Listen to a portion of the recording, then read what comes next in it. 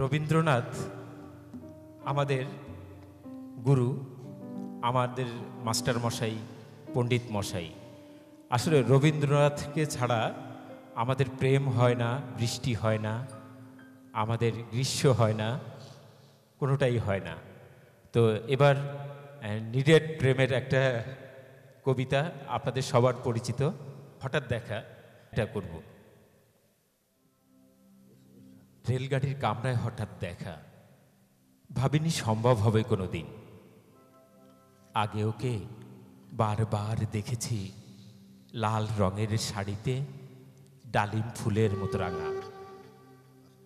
আজ পরেছে কালো রেশমের কাপড়, আঁচল তুলেছে মাথায়, দোলন চাপার মতো চিকন গৌর মুখখানি ঘিরে।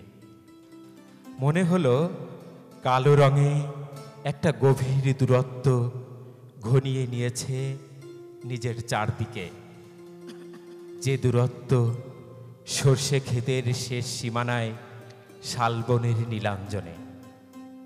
থমকে গেল আমার সমস্ত মনটা, চেনা লোককে দেখলেম অচেনার গাম্ভীর্যে। হঠাৎ খবরের কাগজ ফেলে দিয়ে আমাকে করলে নমস্কার, সমাজবিধির পথ গেল খুলে, আলাপ করলেম শুরু। কেমন আছো, কেমন চলছে সংসার, ইত্যাদি। সে রইল জানলার বাইরের দিকে চেয়ে, যেন কাছের দিনের ছোঁয়াচ পার হওয়া চাহনিতে। দিলে অত্যন্ত ছোট দুটো একটা জবাব, কোনোটা বা দিলেই না, বুঝিয়ে দিলে হাতের অস্থিরতায়। কেন এসব কথা? এর চেয়ে অনেক ভালো চুপ করে থাকা। আমি ছিলাম অন্য বেঞ্চিতে ওর সাথীদের সঙ্গে। এক সময়ে আঙুল নেড়ে জানালে কাছে আসতে। মনে হলো কম সাহস নয়, বসলুম ওর এক বেঞ্চিতে। গাড়ির আওয়াজের আড়ালে বললে মৃদুস্বরে, কিছু মনে করো না, সময় কোথা সময় নষ্ট করবার।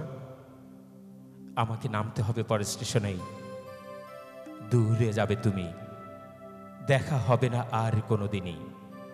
তাই যে প্রশ্নটার জবাব এতকাল থেমে আছে, শুনবো তোমার মুখে, সত্য করে বলবে তো?